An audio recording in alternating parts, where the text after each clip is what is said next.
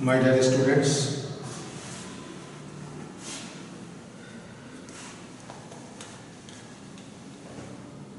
hope you are all well and you are welcome to my class.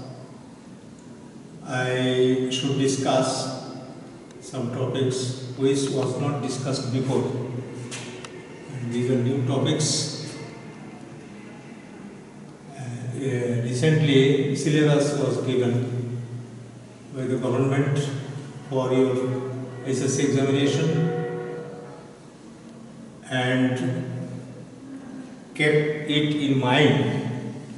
We should follow the syllabus. Firstly, complete the text with suitable prepositions. তোমাদের এর আগে কয়েকটা topics আলোচনা করা হয়েছে, কিন্তু এই টপিকসগুলো ইতিপূর্বে আলোচনা হই নাই। যেহেতু সিলেবাস নতুন সিলেবাস তোমাদের এসএসসি পরীক্ষা উপলক্ষে দেওয়া হয়েছে এবং সেই নতুন সিলেবাসের মধ্যে এই জিনিসগুলো আছে, সেই জন্যেই এই জিনিসগুলো আলোচনা করা হবে। তো গ্রামার এটা হচ্ছে প্র্যাকটিসের বিষয়। তোমরা যদি রেগুলার এই ক্লাসে অংশগ্রহণ করো তাহলে দেখবে যে গ্রামারগুলো সহজ হয়ে গিয়েছে।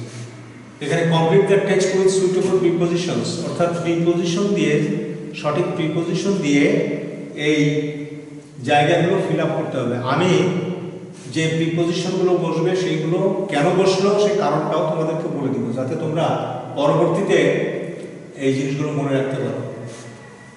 Mister Reza works dash a clerk in a local school. একটা স্থানীয় স্কুলে মিস্টার রেজা ক্লার্ক হিসেবে কাজ করে।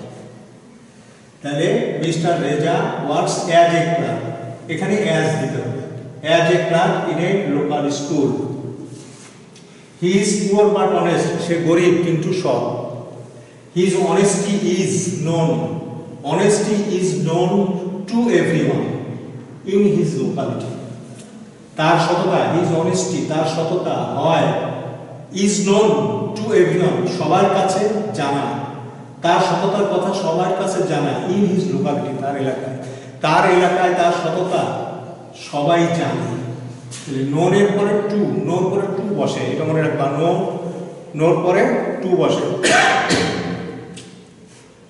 কিছু প্রিপোজিশন দুইভাবে বসানো হয়, একটা হলো অর্থ অনুযায়ী আর একটা হলো appropriate.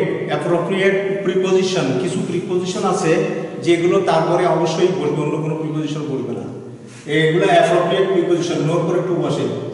He often suffers dash hunger, suffer from hunger, hunger মানে ক্ষুধা, সে প্রায় ক্ষুধায় কষ্ট পায়, সাফার মানে কষ্ট পাওয়া। সি অফেন সাফার্স ফ্রম, সাফারের পরে ফ্রম বসে, এটা অ্যাপ্রোপ্রিয়েট প্রিপোজিশন। অ্যাপ্রোপ্রিয়েট প্রিপোজিশন হলো ইংরেজি ভাষায় এই যে প্রিপোজিশনের যথেচ্ছ ব্যবহারের কারণে এটাকে কিছু নির্দিষ্ট করা হয়েছে যে প্রিপোজিশনগুলো, কারণ অনেক আগে এটার একটা মিসটেক ছিল, পরবর্তীতে এটাকে ঠিক করা হয়।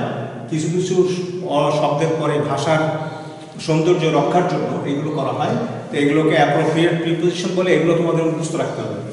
হি অফেন সাফার্স ফ্রম হাঙ্গার, এখানে অফ দিলে হবে না, অন দিলে হবে না, এখানে ফ্রমই দিতে হবে। He often suffers from hunger, সে প্রায় ক্ষুধায় কষ্ট পায়, অর্থাৎ সে একজন কেরানি, তার সততা সম্পর্কে সবাই জানে, সে প্রায় ক্ষুধায় কষ্ট পায়।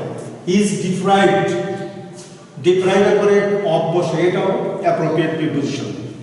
এখানে অনেকগুলো অ্যাপ্রোপ্রিয়েট প্রিপোজিশন দিয়ে দেওয়া হয়েছে। He is deprived of comfort and many other things, সে বঞ্চিত, ডিপ্রাইভ মানে বঞ্চিত, ডিপ্রাইভ অফ মানে বঞ্চিত, কমফোর্ট মানে আরাম এবং মেনি আদার থিংস অনেক কিছু থেকে, সে আরাম এবং অনেক কিছু থেকে বঞ্চিত। He is deprived of comfort and many other things. Nevertheless, nevertheless মানে তথাপি, তথাপি he does not long for wealth, long এর পরে ফর বসে, সে সম্পদের জন্য দেরি করে না, অপেক্ষা করে না। নেভারথিলেস, তা সত্ত্বেও সম্পদের জন্য, হি does not long for wealth, সম্পদের জন্য সে দেরি করে না, যে সম্পদ কখনো। হি নেভার হ্যাঙ্কার্স আফটার, হ্যাঙ্কারের পরে আফটার বলবে, এটাও appropriate preposition. He never hankers after name and fame, সে নাম এবং যশের জন্য হ্যাঙ্কার্স আফটার মানে এইটা নিয়ে সে লালায়িত না। হ্যাঙ্কার্স আফটার মানে হচ্ছে লালায়িত না, লালায়িত। হ্যাঙ্কার আফটার মানে হচ্ছে লালায়িত। He never hankers after name and fame, নাম এবং যশের জন্য সে লালায়িত না। He leads his life, he leads his life, সে তার জীবন পরিচালনা করে বাই অনেস্ট মিনস, সৎ উপায়ে, সততার সাথে সে তার জীবনটাকে পরিচালনা, লিড মানে পরিচালনা করে। He leads his life by honest means, অর্থাৎ সততার মধ্য দিয়ে, সে সৎ উপার্জনের মধ্য দিয়ে সে তার জীবনটাকে পরিচালনা করে। He is satisfied with, satisfied এর পরে উইথ বসবে, এটাও অ্যাপ্রোপ্রিয়েট প্রিপোজিশন। এগুলো অনেকগুলো অ্যাপ্রোপ্রিয়েট প্রিপোজিশন দিয়ে দিয়েছে, তোমাদের এগুলো মুখস্থ রাখতে হবে। হি ক্লাস করলে দেখবে এগুলো আস্তে আস্তে ঠিক হয়ে গেছে। He is satisfied with what he has, তার যা আছে সেই নিয়েই, তাই নিয়েই সে সন্তুষ্ট। হি ইজ স্যাটিসফাইড উইথ অর্থাৎ সে সন্তুষ্ট, উইথ হোয়াট হি হ্যাজ, যা তার আছে, হ্যাজ মানে আছে, যা তার আছে সেটা নিয়েই সে সন্তুষ্ট। However, he does not like to depend on others, ডিপেন্ডের পর অন বসে। However মানে সে যাই হোক, however সে যাই হোক, he does not like, সে পছন্দ করে না, to depend on others, অন্যের উপর নির্ভরশীল হতে সে পছন্দ করে না। ডিপেন্ড অন মানে নির্ভরশীল হওয়া, অন্যের উপর নির্ভরশীল হতে সে পছন্দ করে না। এটা আমরা নতুন একটি topics, complete the text with suitable prepositions, এটা আমরা ব্যাখ্যা করলাম। তোমরা এগুলো স্টাডি করবে, এই প্রিপোজিশনগুলো স্টাডি করবে গ্যাপ এগুলা কমপ্লিট করার জন্য। এর পরবর্তীতে আসছে 9 নম্বর, এটাও তোমাদের নতুন সিলেবাসে দেওয়া হয়েছে।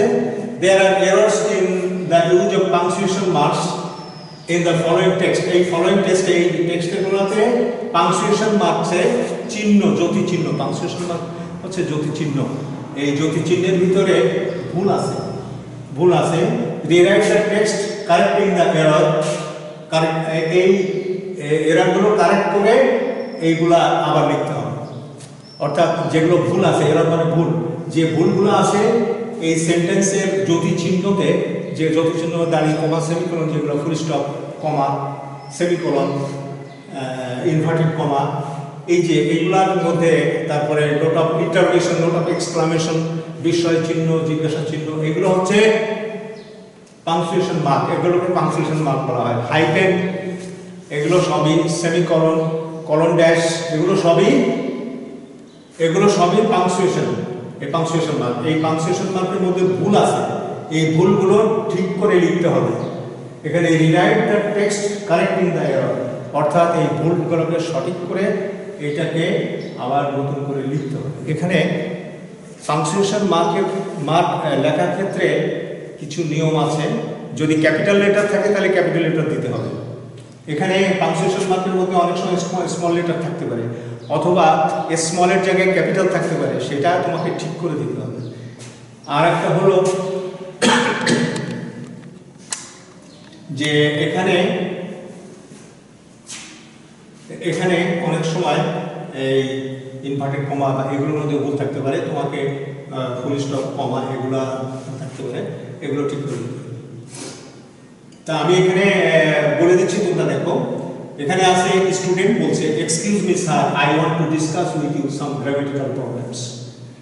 ক্ষমা করবেন স্যার, আমি আপনার সঙ্গে কিছু ব্যাকরণগত সমস্যা আলোচনা করতে চাই। ব্যাকরণগত সমস্যা আমি আলোচনা করতে চাই। এখানে দেখো এক্সকিউজ মি স্যার, এখানে কোনো দাঁড়িয়ে কমা কিছুই নাই, তাহলে এখানে এক্সকিউজ মি পরে কমা দাও, তারপরে এখানে ফুল স্টপ দাও। এক্সকিউজ মি কমা, তারপরে স্যারের পরে full stop, excuse me sir, এটা শেষ হয়ে গেল, এই সেন্টেন্সটা শেষ হয়ে গেল। এক্সকিউজ মি স্যার, তাহলে এখানে কমা, এখানে full stop. I want to discuss with you some grammatical problems, এটা ঠিক আছে, এখানে ফুল স্টপ দেয়া আছে, এটা ঠিক আছে, ওখানে কোনো ভুল নাই। What class are you in, তুমি কোন ক্লাসে আছো বা তুমি কোন ক্লাসে পড়ো, এটাকে এইভাবে বলা হচ্ছে। তুমি কোন ক্লাসে আছো, টিচার জিজ্ঞেস করতেছে what class are you in, তুমি কোন ক্লাসে, তাহলে এখানে জিজ্ঞাসার চিহ্ন নাই। What class are you in, এখানে নোট অফ ইন্টারোগেশন নাই, তার তোমাকে জিজ্ঞাসা চিহ্ন দিতে হবে, জিজ্ঞাসা চিহ্ন এখানে দিতে হবে। তারপরে স্টুডেন্ট বলছে sir, I am in class 11। Sir I am in class 11, এখানে দেখো স্যারের পরে একটু থেমে যাচ্ছে, একটু থেমে গেলে কমা দিতে হবে। Sir I am in class 11, তাহলে এখানে একটু কমা দিতে হবে, এখানে স্যারের পরে কমা হবে, ফুল স্টপ হবে না, কারণ এটা শেষ হয়ে যাচ্ছে না, কথাটা শেষ হয়ে যাচ্ছে না। এখানে বলছে স্যার আমি ক্লাস 11 এ পড়ি, একাদশ শ্রেণীতে পড়ি, তাহলে হবে sir comma I am in class 11, এখানে ফুল স্টপ। তো এটা হয়ে গেল I am A newly admitted student here, আমি এখানে নতুন ভর্তিকৃত ছাত্র, আমি নতুন ভর্তিকৃত, এখানে আমি নতুন ভর্তিকৃত ছাত্র, একজন ছাত্র। I am A newly admitted student, নতুন ভাবে ভর্তি, অ্যাডমিটেড মানে ভর্তিকৃত, ভর্তিকৃত ছাত্র। এখানে এটা ঠিক আছে, কারণ এখানে ফুল স্টপ আছে, এখানে কোনো ভুল নাই। তারপরে টিচার, টিচার বলছে ওকে টেল মি ইওর প্রবলেমস, ঠিক আছে, ওকে মানে ঠিক আছে, তোমার সমস্যাটা আমাকে বলো। তাহলে ওকে পরে এখানে দেখা যাচ্ছে একটু থেমে যেতে হচ্ছে, তাই ওকে পরে কমা দেওয়া, ওকে টেল মি ইওর প্রবলেমস, ওকে পরে কমা টেল মি ইওর প্রবলেমস, তোমার সমস্যা আমাকে বলো। তাহলে এখানে কিছুই নাই, এটা সেন্টেন্স শেষ হয়ে যাচ্ছে, তাহলে এখানে ফুল স্টপ। তাহলে এখানে ওকে পরে কমা আর প্রবলেমস এর পরে ফুল স্টপ, তাহলে হয়ে গেল। Next, I want to understand the difference between a phrase and a clause. আমি স্টুডেন্ট বলতেছে আমি চাই ফ্রেজ এবং ক্লজের মধ্যে পার্থক্য বুঝতে, আন্ডারস্ট্যান্ড মানে বোঝা, আই ওয়ান্ট মানে চাই, আই ওয়ান্ট টু আন্ডারস্ট্যান্ড আমি বুঝতে চাই the difference between phrase and a clause, একটা ফ্রেজ এবং একটা ক্লজের মধ্যে কি পার্থক্য এটা আমি বুঝতে চাই। টিচার, ও এখানে দেখা যাচ্ছে যে কোনো জ্যোতি চিহ্ন বসানোর কোনো সুযোগ নেই, কারণ এখানে কোথাও থামতেছে না, একটা সেন্টেন্স শুরু হয়ে শেষ হয়ে যাচ্ছে। টিচার বলতেছে ডোন্ট ওয়ারি, এটা ভয়ের কিছু নাই, ভয় পেও না, এটা সেন্টেন্স কমপ্লিট আছে, সুতরাং এখানে কিছু দেওয়া যাবে না। I will help you understand the difference, আমি তোমাকে এই পার্থক্যটা বুঝতে আমি সাহায্য করব। আই উইল, এখানে দেখো আই উইল, এখানে উইলের ডব্লিউ নাই, অর্থাৎ কোনো শব্দ যদি না থাকে ভিতরে, কোনো একটা ওয়ার্ডের ভিতরে, সেন্টেন্সের ভিতরে কোনো একটা শব্দ যদি না থাকে, তাহলে বলবো যে ওখানে একটা অ্যাপোস্ট্রফি, এখানে অ্যাপোস্ট্রফি দিতে হবে, এখানে অ্যাপোস্ট্রফি দিতে হবে, এই দুইটার মাঝখানে উপরের দিকে একটা কমা দিতে হবে, অ্যাপোস্ট্রফি দিতে হবে, তাহলে আই উইল হয়ে যাবে। আই উইলকে সংক্ষেপে আই আর ডাবল এল দিয়ে লেখা হয়, সংক্ষেপে দেওয়া হয়, কিন্তু এর মাঝখানে একটা কমা হবে। I will help you understand the difference, এই পার্থক্যটা বুঝতে তোমাকে আমি সাহায্য করব। তাহলে আমরা এখানে এই যে পাংচুয়েশন মান দেখা গেল যে দাড়ি, কমা, সেমিকোলন এগুলো বসালে নম্বর পাওয়া যায়, এটাতে দুইটাতে 1 নম্বর, দুইটা ঠিক করতে পারলে 1 নম্বর। তাহলে তোমাদের এগুলো প্র্যাকটিস করলে এখানে দেখবা যে তোমরা কিছু নম্বর পেয়ে যাবে, এবং এটা সহজে নম্বর পাওয়ার একটা উপায় হলো পাংচুয়েশন মান এগুলো প্র্যাকটিস করা। তারপরে আসছে change the narrative style by using indirect speeches. এই ন্যারেটিভ স্টাইল এইটাকে ইনডাইরেক্ট স্পিচ, যে indirect speech, narration, direct speech, indirect speech, এই ইনডাইরেক্ট করতে হবে, আবার অনেক সময় ইনডাইরেক্টকে ডাইরেক্ট করতে হয়। তো এখানে আমরা দেখছি এখানে কয়েকটা জিনিস, এটা ন্যারেশন করার ক্ষেত্রে কয়েকটা বিষয় তোমাকে খেয়াল রাখতে হবে। Reporting verb, reported speech, inverted comma, এই জিনিসগুলো। গ্রামার আছে, আমি বলছি where do you like to go sir, এটা হলো ইন্টারোগেটিভ সেন্টেন্স। এখানে জিজ্ঞাসা করা হচ্ছে where do you like to go sir, sir আপনি কোথায় যেতে পছন্দ করেন, কোথায় যেতে চান, আপনি কোথায় যেতে চান। Ask the ticket seller, ticket বিক্রেতা জিজ্ঞেস করলো আপনি কোথায় যেতে চান। Cox's Bazar replied the stranger, stranger মানে হচ্ছে আগন্তুক, আগন্তুক মানে যে আসছে টিকিট কাটতে, তাকে বলা হয় স্ট্রেঞ্জার, মানে আগন্তুক। রিপ্লাইড দ্য স্ট্রেঞ্জার, স্ট্রেঞ্জার মানে হচ্ছে আগন্তুককে, আগন্তুক উত্তরে রিপ্লাইড দ্য স্ট্রেঞ্জার অর্থাৎ আগন্তুক উত্তরে বললো, কক্সবাজার যেতে how many tickets do you need, আপনার কয়টা টিকিট দরকার? আই উইল বাই 5 টিকেটস, আমি কিনবো 5টা টিকিট। টেক দিস টিকেটস, এই টিকিটগুলো নিন। দে উইল কস্ট 3000 টাকা। Said the ticket seller, ticket seller বললো এগুলা কিনতে 3000 টাকা লাগবে। এখানে দেখা যাচ্ছে যে প্রত্যক্ষ উক্তি পরোক্ষ উক্তি। এখানে where do you like to go sir, ask the ticket seller, এখানে the ticket seller asked the stranger where he liked to go, এখানে স্যার মানে রেসপেক্টফুলি দিতে হবে। তাহলে কি হবে? the ticket seller respectfully asked the stranger where he liked to go, liked L-I-K-E-D, liked to go. The ticket seller asked the stranger, যখন প্রশ্ন করা হবে, কাউকে কথা বলা হবে, তখন সাবজেক্ট এবং অবজেক্ট দুটোই লাগবে। টিকিট সেলার এখানে লাগবে, আবার স্ট্রেঞ্জারও লাগবে। কারণ প্রথমে যখন তুমি এই ইনডাইরেক্ট স্পিচে নিয়ে যাচ্ছ, ইনডাইরেক্ট স্পিচে যখন নিয়ে যাচ্ছ, তখন তোমাকে প্রথমেই কার কার মধ্যে কথা হচ্ছে এই জিনিসটা ক্লিয়ার বলে দিতে হবে।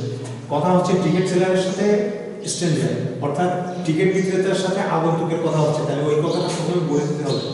The ticket seller asked the stranger, asked হবে কেন? কারণ জিজ্ঞাসা চিহ্ন আছে এখানে, জিজ্ঞাসা চিহ্ন থাকার কারণে এখানে আস্কড হবে, তা না হলে সেইড হতো। আর এটা যেহেতু past tense, asked the ticket seller, এটাকে বলা হয় রিপোর্টিং ভার্ব। আস্কড এটা হচ্ছে রিপোর্টিং ভার্ব।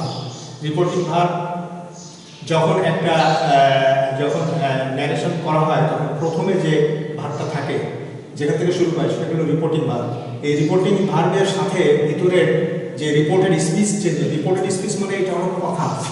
রিপোর্টেড স্পিচ অর্থাৎ যে কথাটা বলা হয়ে গেছে, স্পিচ মানে কথা যেটা বলা হয়ে গেছে, সেটা হলো reported speech. Where do you like to go sir, এটা হলো রিপোর্টেড স্পিচ। আর আস্কড হলো রিপোর্টিং ভার্ব। এই রিপোর্টিং ভার্ব যদি পাস্ট টেন্স হয়, ভিতরে সব পাস্ট টেন্স হবে। তাহলে এখানে the ticket seller asked the stranger where he liked, কারণ এখানে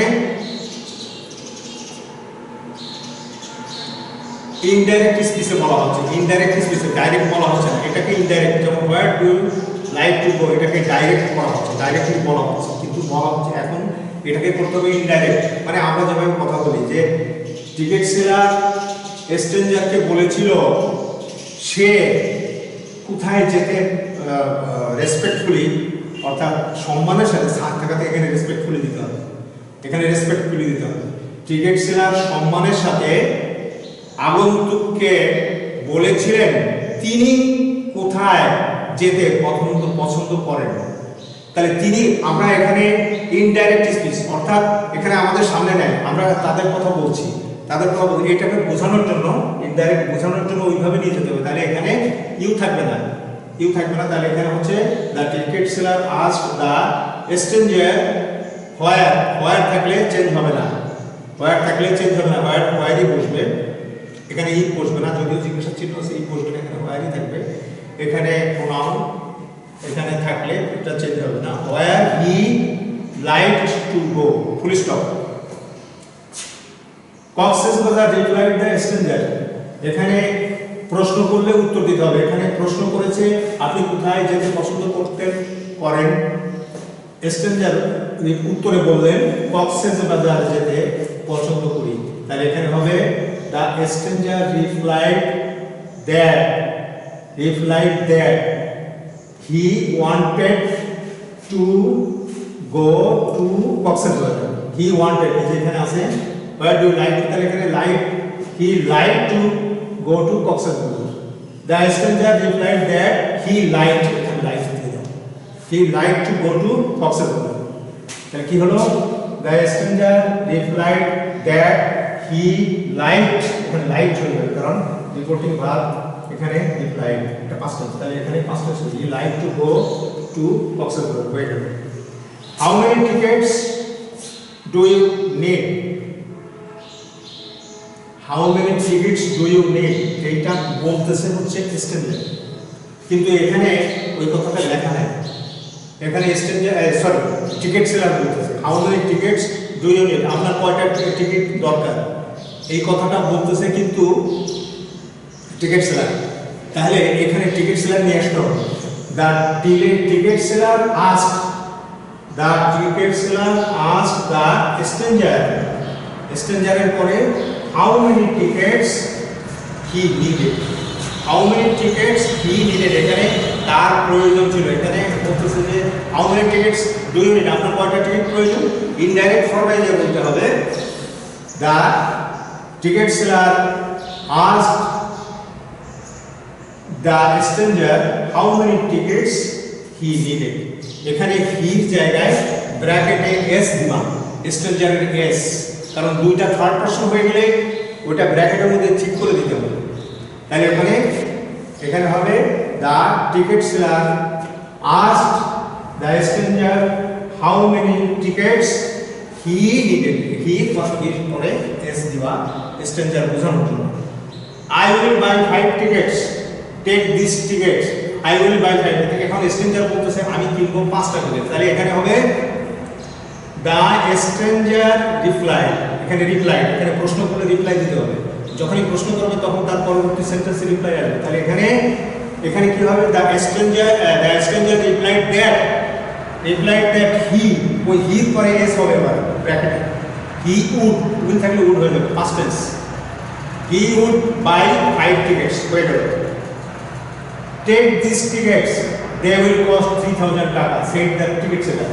এখানে ইনভার্টেড কমা হবে না, ইনভার্টেড কমা ওইখানে হবে। এখানে ইনভার্টেড কমা শুরু হয়ে এখানে ইনভার্টেড কমা শেষ। তার মানে এটা দুটো সেন্টেন্স আছে এখানে। সেট দ্য টিকিট সেলার বলতেছে টেক দিস টিকিটস, এই টিকিটগুলো নিন।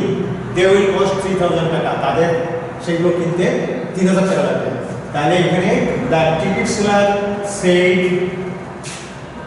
সেট আছে এখানে, তাহলে সেট আর টেক দিস টিকিটস এটা হলো ইম্পারেটিভ সেন্টেন্স। ইম্পারেটিভ সেন্টেন্স থাকলে টেক মানে নেম, অর্থাৎ আদেশ, অনুরোধ, উপদেশ, এগুলো থাকলে ইম্পারেটিভ সেন্টেন্স হয়। তাহলে এখানে অনুরোধ করতেছে টেক দিস টিকিটস, এটা ইম্পারেটিভ সেন্টেন্স। ইম্পারেটিভ সেন্টেন্সের আগে সেট বসবে না, এখানে টোল্ড দিতে হবে। তাহলে the ticket seller told him, the ticket seller told হিম, ওই হিমের জায়গায় এস দিবা, কারণ স্ট্রেঞ্জারকে বলতেছে, মানে আগন্তুককে বলতেছে। তাহলে এখানে the ticket seller told him to take those tickets, this থাকলে দোজ দিস, ন্যারেশনে দিস থাকলে দোজ হয়ে যাবে। তাহলে the ticket seller told him to take those tickets, এখানে দোজ টিকিটস। তারপরে এখানে আরেকটা সেন্টেন্স আছে, দে উইল কস্ট 3000 টাকা। ফুল স্টপ দাও, ফুল স্টপ দিয়ে he added that ওই হির পরে ইয়ে দিবা, টিকিট সেলার টি দিবা ব্র্যাকেটে, এর পরে ব্র্যাকেট দিয়ে, কারণ কোন হি, দুইটা থার্ড পারসন হলে ওটাকে ইন্ডিকেট করে দিতে হবে। he added that, এখানে আবার অ্যাডেড মানে কথা শেষ হয় না, যে কথা এখানে শুরু এখানে শেষ। তাহলে he added that, হি মানে ticket seller, added that they would, এখানে উইল থাকলে উড হয়ে যাবে, যেহেতু রিপোর্টিং ভার্ব আমরা টোল্ড বলেছি। they would cost 3000 টাকা। তোমাদের কাছে প্যাসেজ নারেশন কঠিন মনে হতে পারে, কিন্তু যদি এখান থেকে দুইটা লাইনও কারেক্ট করতে পারো তাও তুমি নম্বর পাচ্ছ। তো এই জন্য এগুলো প্র্যাকটিস করবে। কোনোটা আমি মনে করি যে গ্রামারের কোনো অংশ বাদ দেওয়া উচিত না, গ্রামারের প্রতিটা অংশই তোমাকে পরীক্ষায় অ্যাটেন্ড করা উচিত। এবং ক্লাসটা ফলো করলে বাড়িতে যেয়ে বুঝতে পারবে না, বাড়িতে যে এগুলো বুঝতে পারবে না, ক্লাস ফলো করলে এগুলো বুঝতে পারবে। আমি যে কথাগুলো বললাম এগুলো বাড়িতে যে খেয়াল করবে এবং দেখবে যে ক্লিয়ার হয়ে যাবে। এরপরে হলো 7 নম্বর, এটা তোমাদের নতুন সিলেবাসে দিয়েছে, fill in the blanks with suitable linking words sentence characters। Linking ওয়ার্ডস অর্থাৎ এই যে গ্যাপের মধ্যে যে লিঙ্কিং, এইটার সাথে লিঙ্ক, এই সেন্টেন্সটার সাথে এই সেন্টেন্সটা লিঙ্ক করার জন্য কিছু শব্দ এর মধ্যে ব্যবহার করতে হয়। অনেকে বলে থাকে যে এই ন্যারেশন আর লিঙ্কিং ওয়ার্ড সবচেয়ে কঠিন, অনেকে বলে থাকে, কিন্তু আমি মনে করি এটা কোনো কঠিন কিছু না। এটা হলো প্র্যাকটিস। যখন তুমি প্র্যাকটিস করবা দেখবা যে ম্যাক্সিমাম পেরে যাবা, সবগুলো পেরে যেতে পারো অথবা ম্যাক্সিমাম পেরে যাবা। কারণ ইংরেজিতে পাস করতে হলে তোমাকে গ্রামারে ভালো পেতে হবে, এবং ইতিপূর্বে যারা কলেজ থেকে পাস করেছে, আমরা এখানে 98% পাস করেছে এই কলেজ থেকে, তারা সবাই গ্রামার ভালো বুঝতে রেসপন্স করতো, তোমাদেরকে সেটা করতে হবে। তাহলে fill in the blanks with suitable linking word sentence connector. Trees are a vital part of our environment. আমাদের পরিবেশের জন্য গাছ হচ্ছে একটি ভাইটাল পার্ট, একটি আমাদের জীবন বাঁচানোর একটি অংশ। ভাইটাল পার্ট বলতে, ভাইটাল বলতে সাধারণত আমরা আমাদের বেঁচে থাকার জন্য যেটা, সেটাকে ভাইটাল বলা হয়। তাহলে trees are A vital part of our পরিবেশের আমাদের পরিবেশের মধ্যে আমাদের জীবনকে বাঁচিয়ে রাখার জন্য গাছ হচ্ছে অন্যতম একটি অংশ। They bear a great impact on the climate. তারা এই জলবায়ুর উপরে বড় একটা প্রভাব রাখে।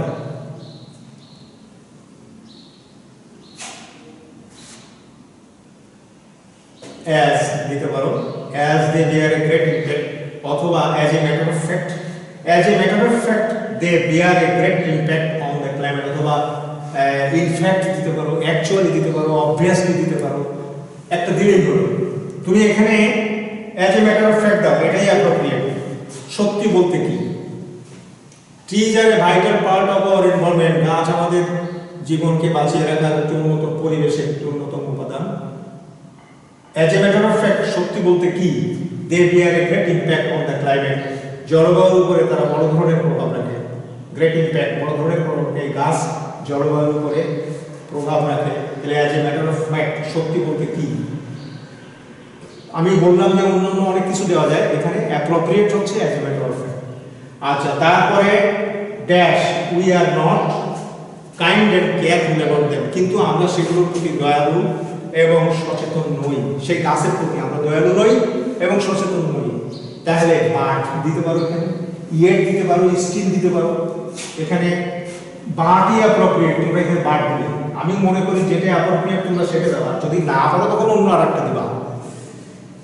But we are not kind and careful about them, আমরা সেগুলোর প্রতি দয়ালু এবং সচেতন নই। সি নম্বরে, we destroy trees at random, আমরা সেগুলোকে অ্যাট র্যান্ডম ধ্বংস করে দিচ্ছি।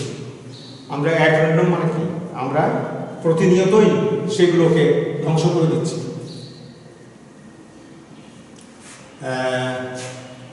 এখানে রাদার দিবা, রাদার, বরং এখানে রাদার দিতে পারো, অন দ্য কন্ট্রারি দিতে পারো, বিপরীত দিক থেকে। তাহলে রাদারই হচ্ছে অ্যাপ্রোপ্রিয়েট, তোমরা এখানে রাদার দাও।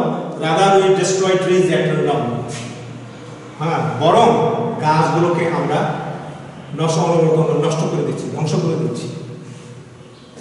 D, one day the country will bear the consequence of green house effect.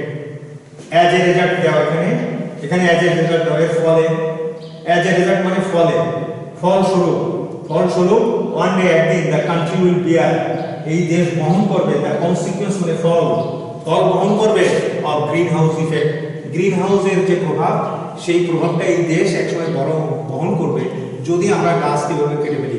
তাহলে এখানে হবে অ্যাজ এ রেজাল্ট, এখানে অ্যাজ এ রেজাল্ট দিবা, এখানে সো দিতে পারো, দেয়ারফর দিতে পারো, কিন্তু ওগুলো অ্যাপ্রোপ্রিয়েট না, এখানে অ্যাজ এ রেজাল্ট দিবা। As a result, one day the country will bear the consequence of greenhouse effect. Next, ours is an agricultural country. আমাদের দেশটা কৃষি প্রধান দেশ। As দিতে পারো, as ours is an, যেহেতু আমাদের দেশটা কৃষি প্রধান, এখানে since ও দিতে পারো। since মানেও যেহেতু, as মানেও যেহেতু। since ours is an, ours মানে আমাদের, our মানেও আমাদের, ours মানেও আমাদের। ours বলতে এখানে আমাদের যে দেশ, সেটাকে আমরা বোঝানো হচ্ছে জোর দিয়ে। ours is an agricultural country. Our economy depends on agriculture. আমাদের অর্থনীতি কৃষির উপর নির্ভরশীল, কৃষির উপর নির্ভরশীল। তারপরে কি, trees play vital role on our climate, মানে জলবায়ুর উপরে গাছ একটা ভাইটাল রোল প্লে করে। তাহলে এখানে বেসিক্যালি দিতে পারো, basically trees play vital role, কারণ বেসিক্যালি মানে প্রাথমিকভাবে গাছই এটা রোলটা প্লে করে এই জলবায়ুর উপরে। তাহলে আমরা এখানে বেসিক্যালি দেবো, বেসিক্যালি অ্যাপ্রোপ্রিয়েট। এখানে বেসিক্যালি না দিয়ে অন্য কিছু দিলেও চলবে, কিন্তু বেসিক্যালিটা হচ্ছে অ্যাপ্রোপ্রিয়েট। এখানে তুমি অ্যাকচুয়ালি দিতে পারো, তারপরে ইনফ্যাক্ট দিতে পারো, এগুলো দরকার নেই, বেসিক্যালি দিতে পারো। Basically trees play vital role on our climate. এখানে যখন ক্রমান্বয়ে একটা জিনিস বলতে থাকবে তখন ফার্স্টলি সেকেন্ডলি এগুলো দিবে। এখানে firstly trees keep the soil strong, প্রথমত গাছ মাটিকে মজবুত রাখে অ্যান্ড প্রোটেক্টেড এবং এটাকে রক্ষা করে। আবার এখানে আর একটা আছে trees save us from flood and many other natural calamities. Secondly তাহলে ওখানে ফার্স্টলি দিলেও হবে, ফার্স্টলি দিলেও হবে। ফার্স্টলি ট্রিজ প্লে ভাইটাল, এখানে দিয়েছি, ওখানে তো দিয়েছি হলো বেসিক্যালি, আর এখানে firstly trees keep the soil strong and protected, আর এখানে দেওয়া সেকেন্ডলি ট্রিজ সেভ আস, কারণ গাছ আমাদের সয়েলটাকে স্ট্রং রাখে, মাটিকে শক্ত রাখে এবং সেটাকে রক্ষা করে। আবার গাছ trees save us from flood and many other natural calamities, গাছ আমাদেরকে রক্ষা করে ফ্লাড মানে বন্যা থেকে and many other natural calamities, প্রাকৃতিক বিপর্যয় থেকে, প্রাকৃতিক দুর্যোগ থেকে। তাহলে এখানে সেকেন্ডলি দিল, ওখানে ফার্স্টলি, এটা সেকেন্ডলি দিল। আচ্ছা, trees provide us timber which is of great use specially in construction works and for making furniture. এখানে ফাইনালি দিয়ে দাও, ওখানে ফার্স্টলি দিয়েছো, ওখানে সেকেন্ডলি দিয়েছো, এখানে থার্ডলি দেওয়ার দরকার নেই, এখানে ফাইনালি দাও। সেন্টেন্স কানেক্টরে অ্যাপ্রোপ্রিয়েট জিনিসটাই বসাবো, এখানে ফাইনালি দেওয়াটাই সুন্দর, থার্ডলি না দিও। ফাইনালি মানে সর্বশেষে, গাছ প্রোভাইড মানে যোগান দেয় আমাদেরকে, টিম্বার মানে গাছের গুড়ি দেয়, which is of great use যেটার অনেক ব্যবহার আছে, বড় ধরনের ব্যবহার আছে, স্পেশালি ইন কনস্ট্রাকশন ওয়ার্কের ক্ষেত্রে, এই দরজা লাগানোর ক্ষেত্রে গাছ আমাদের কাঠ দেয় অ্যান্ড গুড়ি দেয়, অ্যান্ড ফর মেকিং ফার্নিচার এবং আসবাবপত্র তৈরি করতে আমাদের গাছ লাগে। গাছ trees are our best friends, এই জন্য গাছ হচ্ছে আমাদের পরম বন্ধু। এখানে তুমি এই জন্য না দিয়ে অ্যাবভ অলও দিতে পারো, অ্যাবভ অল গাছও দিতে পারো, দুটোই কারেক্ট। অ্যাবভ অলও দিতে পারো, অ্যাবভ অল মানে সর্বোপরি, আর গাছ মানে এই কারণে, দেয়ারফর দিতে পারো, সো দিতে পারো, একটা ফর দিস রিজন দিতে পারো, একটা দিলেই হলো, তবে ডাজ বা অ্যাবভ অল এটাই হচ্ছে বেস্ট। আচ্ছা, তারপরে আরেকটি টপিকস এখানে দিয়েছে, আমি টপিকসগুলো তোমাদেরকে আমি ধারণা দিচ্ছি যাতে করে এখন থেকে তোমরা প্রিপারেশন নেওয়া শুরু করতে পারো। Read the following passage and then write the antonym or synonym of the words as directed below. এর অ্যান্টোনিম এবং সিনোনিম তোমাদেরকে করতে হবে। অ্যান্টোনিম মানে হচ্ছে বিপরীতার্থক শব্দ, বিপরীত, আর সিনোনিম মানে সমার্থক শব্দ। সিনোনিম মানে সমার্থক, অর্থাৎ একই শব্দের অন্য আরেকটা ইংরেজি বলতে হবে, একই অর্থের আরেকটা ইংরেজি বলতে হবে। আর অ্যান্টোনিম হচ্ছে যে বিপরীতটা বলতে হবে। তো এখানে অ্যান্টোনিম এবং সিনোনিমের ক্ষেত্রে একটা জিনিস খেয়াল রাখবে, এখানে একটা প্যাসেজ থাকবে, এই প্যাসেজের উপর ভিত্তি করে তোমাকে এটা করতে হবে। তুমি নিজে নিজে করলে উল্টাপাল্টা হয়ে যাবে, হবে না, একবারে কাটা। এখানে কি বলতে চাচ্ছে, এই কথার উপর ভিত্তি করে তোমাকে করতে হবে। এই কথার বাইরে যে তুমি একটা শব্দের বিপরীত শব্দ দিলে হবে না, অর্থের সঙ্গে মিল রাখতে হবে। যেমন after the flight of Yuri গ্যাগারিনের যে ভ্রমণ, সেটার পরে the first human being to travel to outer space in 1961। Yuri Gagarin, after the flight of Yuri Gagarin, the first human being to travel to outer space in 1961 সালে outer স্পেসে মহাশূন্যে যে Yuri Gagarin ভ্রমণ করেছিল, তারপরে কি হলো, the Soviet Union decided to send a woman in space. Soviet union চাইলো মহাশূন্যে একজন মহিলাকে পাঠাতে। ইউরি গ্যাগারিনের পরে সোভিয়েত চাইলো যে একটা মহিলা পাঠাতে। Planetarian Valentina Tereshkova was selected for this project. Proletarian মানে হচ্ছে শ্রমিক শ্রেণী, শ্রমিক শ্রেণীর থেকে আসছে ভ্যালেন্টিনা তেরেস্কোভা, তাকে সিলেক্ট করা হলো, নির্বাচন করা হলো এই প্রজেক্টের জন্য। From among more than 400 applicants, অর্থাৎ 400 বেশি আবেদনকারীদের মধ্যে থেকে এই শ্রমিক শ্রেণীর ভ্যালেন্টিনা তেরেস্কোভাকে রাশিয়া নির্বাচন করলো তাকে মহাশূন্যে পাঠাবে। Since the successful launch of the spacecraft Vostok 5 on 14 June 1963, সে যে সফলভাবে এই যে স্পেসক্রাফট, এই যে স্পেসক্রাফট অর্থাৎ সেই রকেট বোস্টক 5 যেটার নাম 14 জুন 1963 সালে এটাকে সফলভাবে সে এটা করেছিল, লঞ্চ করতে পেরেছিল, মানে আকাশে উঠতে পেরেছিল। তেরেস্কোভা বিজ্ঞান প্রিপেয়ারিং, ওরা প্রস্তুতি সে নিতে পেরেছিল তাদের মধ্যে থেকে।